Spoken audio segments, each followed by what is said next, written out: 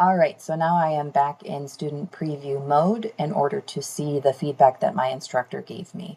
Now I already kind of accessed this, otherwise I would have had the little 1 icon up here in the gradebook that would show me that an assignment has been posted and returned to me, just like an instructor would when a student has submitted an assignment. So I can either view my feedback from the gradebook, or I could go to the content area and go to the assignment itself.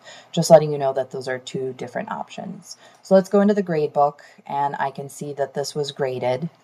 I'd have to do 2 different clicks as a student in order to view this feedback. One, by clicking on the rubric to see if any of the columns, or rather rows, were given feedback on, which I did as an instructor, and students wouldn't know that. And then here to view the overall feedback, or rather hear it because we left an audio file. So if I click here on the rubric, it's 2 more clicks right there. I am able to see the score I was given in every single row, and then this was the feedback that the instructor gave right there.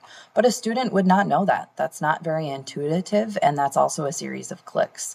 Then lastly, again, this purple kind of bubble icon gives the overall feedback to the assignment itself.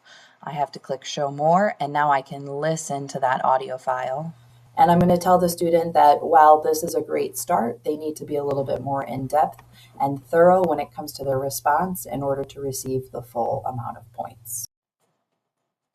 And that's a number of clicks. A lot of times students just look at this, right? The 6.5 out of 10.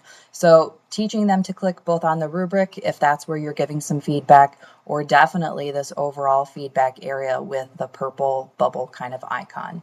And then lastly, I'm going to pause it. I'm going to go back into instructor view, and I will show you there is a way that if you think a student is really struggling and they're not accessing or reviewing that feedback, you can actually verify if they're reviewing and opening this feedback.